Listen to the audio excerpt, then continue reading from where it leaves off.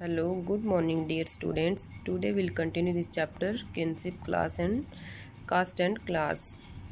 And students, कल हमने इसका फर्स्ट पॉइंट को कवर किया था, महाभारत के एडिशन के बारे में समझा था। एंड सेकंड पॉइंट अपना चल रहा था kinship and marriage, many rules and varied practices. इसमें हमने आइडियल ऑफ पैट्रिलिनी के बारे में डिटेल से समझा था। And today will continue this point.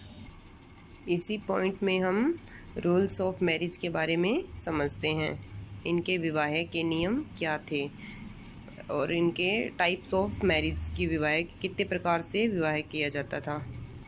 इसमें अगर हम देखें तो जैसे sons were important for the continuity of the patriliny but daughters were viewed rather differently within the framework. जहाँ पर पैट्रिलिनी को आगे बढ़ाने के लिए सन्स जितने इम्पोर्टेंट थे, वहाँ इस व्यवस्था में डॉटर्स को अलग तरह से देखा जाता था, मतलब इनको इक्वल नहीं माना जाता था। Daughters had no claims to the resource of the household, they were married into families outside the kin those system was exogamy. Daughters का अपने पिता के हाउस होल्ड पर उनका कोई अधिकार नहीं था, अपनी गोत्र के बाहर ही उनका विवाह कर देना सही माना जाता था।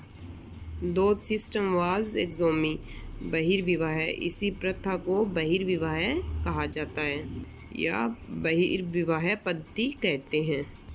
बिकॉज उनके फादर की प्रॉपर्टी पे उनका कोई अधिकार नहीं था, उनकी फादर की प्रॉपर्टी पे तो उनके बेटे का ही अधिकार माना जाता था, और बेटी का विवाह अपनी कास्ट से दूसरी कास्ट में कर देना ही, कास्ट के बाहर कर देना ही वो सही समझते थे, और इसी प्रथा को बहिर्विवाह प्रथा कहा जाता है या बहिर्विवाह सिस्टम कहा जाता है। Women were married at the right time and to the right person. This gave rise to the belief that kanyadan of the gift of a daughter in marriage was an important religion duty of the father. And जो system was exogamy था, बहिर्विवाह की जो पद्धति थी, इसका main यह था कि जो रिच फैमिली की कन्याएं थी और जिनकी एज कम होती थी, उनकी लाइफ को बहुत सावधानी से नियमित किया जाता था, जिससे क्या है कि right time and the right person, right time और राइट पर्सन उनसे उनका विवाह किया जाए। एंड इसका प्रभाव यह हुआ कि कन्यादान, अर्थात इसका मीन है विवाह में कन्या की भेंट को पिता का एक महत्वपूर्ण धार्मिक कर्तव्य माना जाता था, कन्यादान। एंड इन प्रेजेंट में भी कन्यादान को मोस्ट इम्पॉर्टेंट माना जाता है, हमारे इस वर्तमान टाइम में भी। एंड एंशियंट टाइम में भी कन्यादान जैसी प्रथाएं प्रचलित थी। The Brahmins laid down codes of social behavior in great details. These were meant to be followed by Brahmins in particular and the rest of society in general. And जो ब्राह्मण थे उनको इन सब का या इन आचार संहिताओं का पालन अच्छे से करना पड़ता था। इनके लिए इन सब चीज़ों को मानना इम्पोर्टेंट था, बहुत ज़रूरी था। और बाकी समाज को देखें तो वो भी इन सब चीज़ों को फॉलो करते थे। अगर मोस्टली देखें तो ब्राह्मण ही इन सब चीज़ों को ज़्यादा मानते थे और आज भी मानते हैं। From 500 BC these norms were copied in Sanskrit text known as the Dharmasutras and Dharmashastras. The most important of such workers, the Manusmriti, was completed between 200 BC and 200 CE. लगभग 500 ईसा पूर्व से इन टेक्स्ट का संकलन है वो धर्मसूत्र या धर्मशास्त्र नामक संस्कृत ग्रंथों में किया गया था। और इनमें अगर अपन सबसे इम्पोर्टेंट देखें तो वो थी मनुस्मृति, जिसका संकलन किया गया था 200 ईसा पूर्व से 200 ईस्वी के बीच।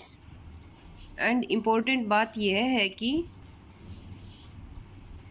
Hair are the first, fourth, fifth and sixth forms of marriage from the Manusmriti. Manusmriti से ही पहली, चौथी, पांचवी और छठी विवाह पद्धति का उदाहरण दिया जाता है। धर्मसूत्र एंड धर्मशास्त्र recognized as many as 8 forms of marriage. Of these, the first 4 were considered as good, while the remaining were condemned. Dharmasutra and धर्मशास्त्र में विवाह के 8 प्रकारों को स्वीकृति देते हैं, और इसमें अगर हम देखें तो पहले जो 4 प्रकार के विवाह दिए गए हैं उनको ही श्रेष्ठ मानते हैं, उत्तम माना जाता है। बाकी जो 4 बचे हैं उनकी तो निंदा ही की जाती है। तो इस धर्मशास्त्र एंड धर्मसूत्र में 4 विवाह इंपॉर्टेंट माने जाते हैं जो कि स्टार्टिंग में दिए हुए हैं वही। एंड देन नेक्स्ट, गोत्र ऑफ वुमेन। वुमेन्स के गोत्र के बारे में समझते हैं। From 100 BCE were classified into different gotras. Each gotra was named after a Vedic seer, and all those who belonged to the same gotra were regarded as his descendants. एक ब्राह्मणीय पद्धति थी जो 1000 ईसा पूर्व के बाद में प्रचलन में आई थी, और वह लोगों को गोत्रों में वर्गीकृत करने की थी कि लोगों को अलग अलग गोत्र में बांटा जाए। तो इसमें सबसे इम्पोर्टेंट किसको माना जाता है? ब्राह्मण थे, उन्होंने ही इस गोत्र पत्ति की शुरुआत की थी। खास तौर से जो ब्राह्मण थे वो अपना एक अलग गोत्र बनाना चाहते थे। एंड ईच गोत्र वाज नेम्ड आफ्टर ए वैदिक सीयर, मतलब प्रत्येक जो गोत्र था वो एक वैदिक ऋषि के नाम पर होता था। And 2 important rule of gotra are women were expected to give up their husband on marriage, and members of the same gotra could not marry. Gotra में है ना 2 रूल्स थे वो इम्पोर्टेंट थे। फर्स्ट तो यह था कि जो मैरिज के बाद में जो लेडीज़ वुमेन होगी उसको पिता के स्थान पर अपने हस्बैंड के गोत्र को माना जाएगा, एंड एक ही गोत्र के मेंबर्स हैं वो आपस में शादी नहीं करेंगे। इन गोत्र के बेसिस पे हम सातवाहन जो शासक थे उनके बारे में समझते हैं। Satavahanas are one of the powerful ruling lineages who ruled over parts of western India and the Deccan. Some of the Satavahans rulers were Polynesians. गोत्रस में अगर हम देखें तो हमें कुछ नाम सातवाहन जैसे प्रबल शासकों के वंश के भी मिलते हैं। इन राजाओं का जो शासन था वो western India and the Deccan के कुछ भागों पर था। हमने लास्ट चैप्टर में पढ़ा था कि सातवाहनों के हमें कुछ इंस्क्रिप्शन भी प्राप्त हुए हैं, और जिनके आधार पर ही हिस्टोरियन ने इनके पारिवारिक और जो मैरिज इनके रिलेशन थे उनके बारे में पता लगाया है। पॉलीगाइनस मीन्स बहुपत्नी प्रथा, अर्थात एक से अधिक पत्नी। एंड जो कुछ सातवाहन राजा थे वो बहुपत्नी प्रथा को भी मानते थे, वो एक से अधिक पत्नियां भी रखते थे। ये प्रथाएं हिस्टोरियन को उनके इंस्क्रिप्शन से मिली है। And one of the most important Satavahana rulers were identified through metronymics, but the succession to the throne was generally patrilineal होता है मातृस्तात्मक। एंड सातवाहन राजाओं की एक मोस्ट इम्पोर्टेंट बात यह है कि सातवाहन राजाओं को उनके मातृ यानी माता के नाम से इनके उपाधि है, यानी माता के नाम से उनको उद्धृत किया जाता है। जैसे अपने तो फादर्स के नाम से जानते हैं तो उनको उनकी माताओं के नाम से, मदर्स के नाम से जानते थे। सातवाहन राजाओं को उनकी माता के नाम से चिन्हित किया गया है। इससे यही आइडिया लगाया जा सकता है कि जो मदर्स थी वो इम्पोर्टेंट थी सातवाहन रूलर्स के लिए। बट सातवाहन राजाओं के अगर संदर्भ में हमें यह भी पता है कि सातवाहन राजाओं के शासन का उत्तराधिकार पितृवंशी होता था, क्योंकि उनका बेटा ही था वो जो आगे से आगे उनका शासन चलाता था। बट इनके नाम के आगे उनकी माता का नाम यूज़ किया जाता था।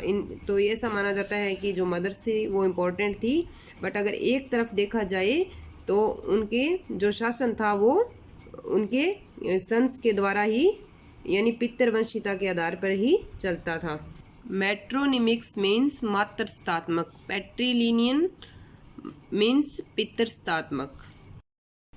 And then next point, social differences within and beyond the framework of caste।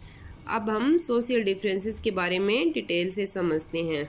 The ideal order was laid down in the Dharma Sutras and Dharma Shastras, according to which the Brahman were ranked first, and it was divinely ordained, while Sudras and untouchables were at the very bottom of the order. Positive within the order were supposedly determined by birth। First of all आपको cast के बारे में तो पता ही है, हमने जैसे इनके गोत्र के बारे में लास्ट पॉइंट में समझा था।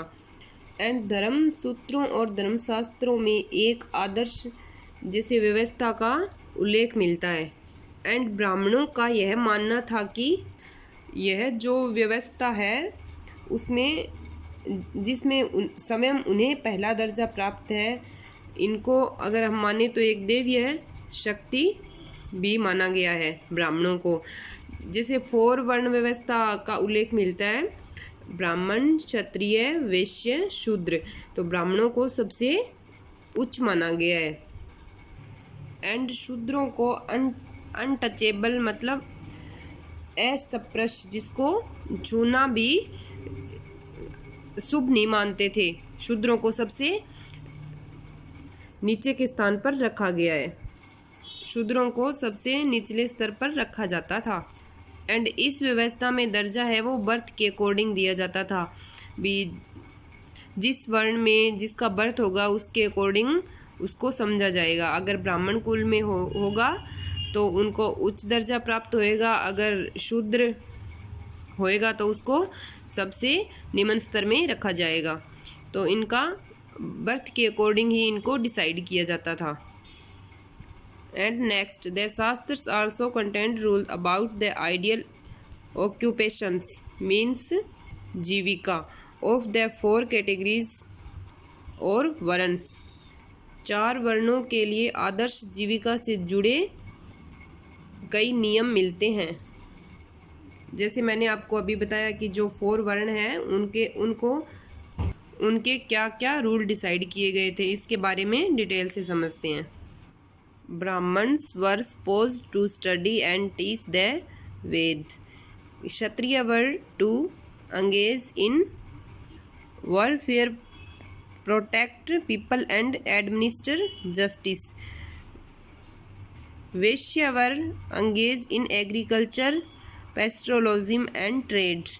Shudra and only one occupation of serving the 3 higher ones. ब्राह्मणों का कार्य वेदों का अध्ययन या फिर वेदों की शिक्षा एंड इसके अलावा यज्ञ करना या फिर यज्ञ को करवाना तथा उनका काम दान देना और लेना भी था। ब्राह्मणों का कार्य यह माना गया है। एंड मोस्ट इम्पॉर्टेंट अगर ब्राह्मणों का कार्य देखें तो ब्राह्मणों का कार्य था अध्ययन, मतलब शिक्षा देना था। और एंशिएंट टाइम में वेदों की शिक्षा दी जाती थी। एंड जो क्षत्रिय थे उनका कार्य था युद्ध करना या फिर जो पीपल्स थे उनको सुरक्षा देना क्षत्रियों का कार्य था। और इनका जिसे जस्टिस एडमिनिस्टर जस्टिस मतलब इनका न्याय करना भी क्षत्रियों का ही कार्य माना गया है। और इनका कार्य वेद पढ़ना भी माना गया, यज्ञ करना या फिर करवाना भी इनका कार्य माना गया है। ये ब्राह्मणों से जस्ट नीचे आते थे। सबसे ऊपर तो थे ब्राह्मण, उसके बाद आते थे क्षत्रिय और उसके बाद आएंगे वैश्य और लास्ट में आएंगे शूद्र। एंड जो वैश्य थे वो जैसे न्याय करना, वेद पढ़ना या फिर यज्ञ करना या दान दक्षिणा देना, ये भी कार्य वैश्य भी करते थे। और इसके साथ साथ ये एग्रीकल्चर, पेस्ट्रोलॉजिज्म एंड ट्रेड का कार्य भी वैश्य करते थे। एंड जो शूद्र थे उनके लिए एक ही ऑक्यूपेशन थी, सर्विंग द 3 हायर वर्न्स, तीनों उच्च वर्णों की सेवा करना शूद्र का काम था। ब्राह्मण, क्षत्रिय एंड वैश्य ये जो तीनों वर्ण थे, ऊपर वाले जो तीनों वर्ण हैं उनकी सेवा करने का कार्य वैश्य का माना गया है। And next, according to the shastra, शास्त्रों के अनुसार only Kshatriya could be kings but the social backgrounds of the Mauryas who ruled over a large empire has been debated because they were described as being of low origin. According to the शास्त्र में अगर देखें तो केवल क्षत्रिय ही राजा हो सकते थे, ब्राह्मणों को राजा का दर्जा नहीं दिया गया है, केवल क्षत्रिय ही राजा हो सकते थे अकॉर्डिंग टू द शास्त्र, शास्त्रों के अनुसार। बट अनेक जैसे महत्वपूर्ण जो राजवंश हुए हैं उनकी उत्पत्ति है वो अन्य वर्णों से भी मानी गई है। फॉर एग्जांपल अगर मौर्य वंश को देखें तो मौर्य वंश जिसने एक विशाल साम्राज्य प्रशासन किया था, बाद में बौद्ध ग्रंथों ने यह मतलब इसको इंगित किया था कि ये क्षत्रिय थे, किंतु जो ब्राह्मणीय ग्रंथ थे वो मौर्य वंश को निम्न कुल का मानते हैं, ला ओरिजिन निम्न कुल का मानते हैं। बट बौद्ध ग्रंथों ने उनको क्षत्रिय माना है और ब्राह्मण ग्रंथों के अनुसार मौर्य वंश को निम्न कुल का माना गया है। और मोस्टली धर्मशास्त्रों के अनुसार जो क्षत्रिय होते थे वो ही राजा होते थे। क्षत्रियों का क्या काम था? युद्ध करना, मेन काम था इनका युद्ध करना, न्याय करना, ऐसे महत्वपूर्ण जो कार्य थे वो क्षत्रियों के माने गए हैं। इसी के अकॉर्डिंग इनको यह माना गया है कि जो क्षत्रिय थे वो ही राजा हो सकते थे।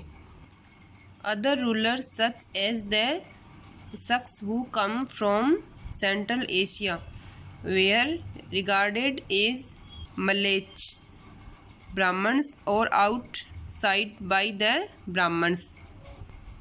बर्बेरियंस और outside of the Brahmans. And other rulers में अगर देखें तो जो शक थे वो मध्य एशिया से भारत आए थे। एंड ब्राह्मण मलेच या फिर बर्बर तथा अन्य देशीय मानते थे। जो शक थे उनको या तो ब्राह्मण मलेच मानते थे या बर्बर या फिर अन्य देशीय मानते थे। जो अदर्स रूलर्स में अगर हम शक का जो एक शक जो राजा थे उनको अगर देखें तो। एंड नेक्स्ट, जातीस एंड सोशल मोबिलिटी, इसके बारे में नेक्स्ट वीडियो में डिटेल से समझेंगे। आज के लिए इतना ही। Thank you.